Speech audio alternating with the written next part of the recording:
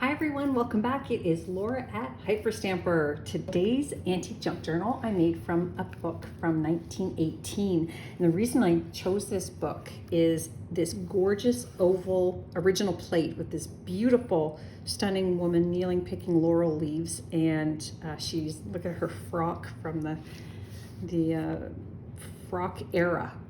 From between 1910 and 1930, they wore these gorgeous dresses. I wish they'd come back in style.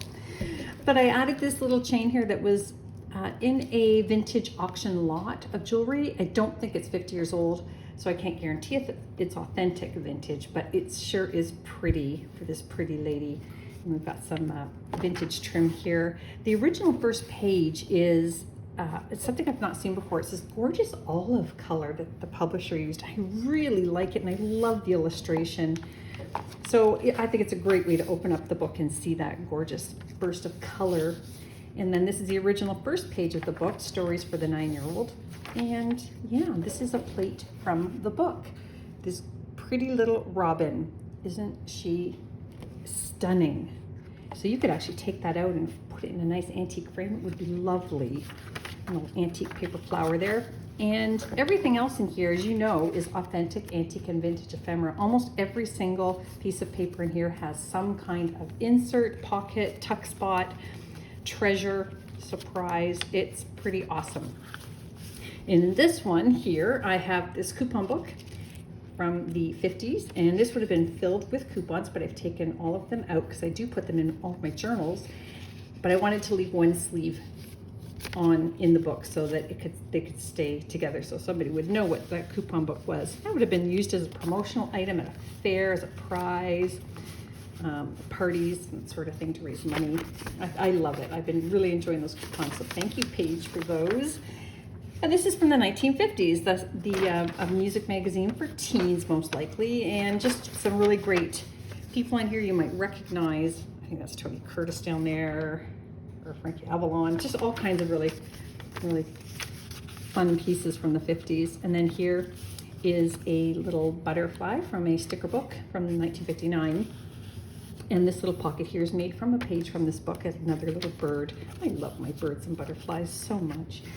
This ledger page here was written on in 1962, but the actual paper is older than that, from the 50s. And this is a 1928 needlework magazine page. I wish you could feel this. It is just so silky and thick and beautiful. And this is from 1927 children's book here. It's huge, but you could certainly journal on it or make pockets, clusters, all kinds of fun things. You could use it as a page in your own signatures or just enjoy it. It's pretty sweet, and it's almost 100 years old. That is another book spine there, and that is a vintage book. I love the pop of color there, and I made it into a belly band. Now this piece here is from 1938. It was a children's arithmetic book. Look at the original staining on there, and a little boy who put his name here. But look at that train. I wish they still made trains like that. That is a beautiful Art Deco train. It's fantastic. I pulled that from a book, Invitation to Live. And this is from the early 1900s, In Search of Ireland. And look at this. I have never seen this. Why aren't we talking about this? It's magnificent. Look at that, the Giant's Causeway. I'm going to look into this more because I would love to go see that. And this is got some value here. You can Google that. So that's a nice little bonus for the owner of this journal, whom I have yet to know who it is. This will go in my Etsy shop as soon as I'm done the video, hyperstamper.etsy.com. And then these are some leaves that were pressed in a book, and when I got the book, they fell out, and I wanted them to stay in a book. So they are attached to that piece of paper so they won't crack. This is from a Flinch card box, and you might be saying, what am I going to do with all of that? I think it would make beautiful. You could cut it in half. You could make, there's a signature piece for you. You could turn it into pockets, clusters. It's just a really cool piece from the 30s. And who doesn't love Flinch cards? And if you do love Flinch cards, well, there's one here for you as well. And I can change the number out if you're the owner of this journal. Just let me know at checkout. And a little kitty cat vintage card. I'm in love with these. Love, love, love the little kittens and the roses. This pocket here is from 1933 Girls Own Annual. And this is a 1940s postcard. That is the LA California Hospital at the time. I wonder if it still looks like that. I imagine it would. And here is a page from a vintage Birds of America book. And this one is, we've got ducks here and pond ducks over here. Really super, and I love that it has its original little tab there. So that makes it very special. And over here, I have one of these handmade recipe books again, and they added some of their own recipes, and this is my favorite one here, the Texas cake. I'd never heard of it, so I took a picture of that one because I think I might try that one out. And this really fun tag here made out of an antique book cover. As you can see, the cover was very damaged, but boy, does it make a pretty journaling tag. And that's just from the 40s there. And then this piece here is 99 years old. Are women wise? The whole article there and stories. And then on the other side, we have the editor's point of view.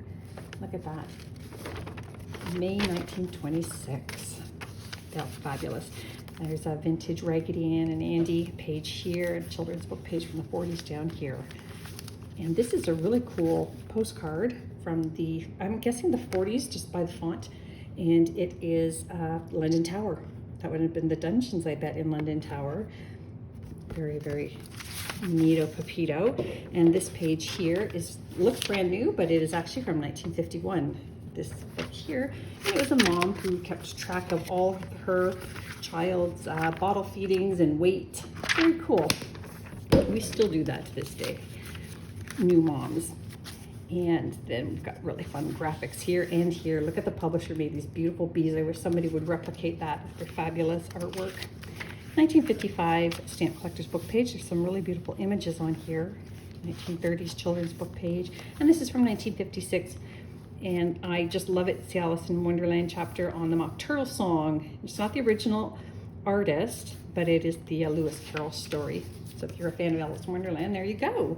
This is from 1922 children's book. This little prince here, and I kept this. It says, was one of the happiest and cheerfulest men alive. Cheerfulest. I think they made that word up, but I love it. It's gonna be my new favorite word. This is from a vintage botanical book, and I put inside of it this antique plate. Look at this children's party. How much fun are they having? That just makes me smile looking at that. And you can journal on the front and back of that as well. So lots and lots of journaling space. In the pocket I made out of a early 1900s Birds of America page. Another journaling spot there. A photograph from 1950 exactly, like Grandma there with her awesome hat and purse. And then this is a wonderful little poem about daisies from the 30s as well, with antique paper on the back of that too. And this is another one of these wonderful red rose tea collector's cards. Look at that bird. That is stunning. And then these are 1960s probe cards. I can change out the letters to anything you would like. And an early 1900s Beatrix Potter, Peter Rabbit page. He's trying to sneak under the fence. Look at the birds on the fence. I just love her artwork so much. And when you have a plate that old, it's pretty special. There's some vintage art from a vintage art book. And 100-year-old children's exercise page. This is a vintage, probably about the 40s, American map, and it's upside down on the other side. It's not my fault. That's how the map people did it. They flipped their maps this way instead of that way. There's some cross stitch here, 1940s bookkeeping exercise book page, 1950s receipt. This is a Theater World advertisement magazine from the 40s, advertising Damn Yankees and the Pajama Game, still popular Broadway shows to this day. And this is one of these wonderful milk jug little tickets that you would have put in the top of the bottle to tell the milkman what you wanted delivered the next day. I love it. This is from 1896. This little illustration here from Sunday Reading. And then this is some hand embroidered bits there, more map.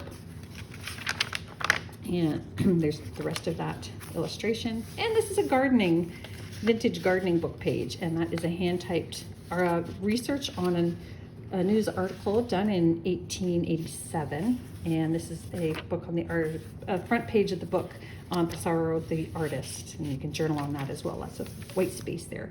And look at this sweet little children's book page here from the 40s. Handwritten thesis page.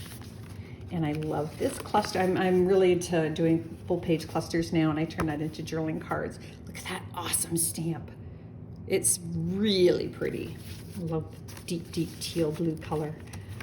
Look at the staining here. It's just, you can't ask for any better. Look at the mom, kids cooking, baking, artwork down here. And this came from the 1800s. It's a gorgeous Baroque pattern. When I find these pages in old books, I get very excited because I just think they're so pretty. They're very brittle though. This is a little envelope topper here, and I love that it says save time, use air. 1940 gardening page. And this is the last page of this original book here. So I hope you love it as much as I loved making it. Come and visit me again soon. Laura, my email's below, laura@hyperstamper.com, or my Etsy shop, hyperstamper.etsy.com. I'll see you soon. Don't forget to subscribe.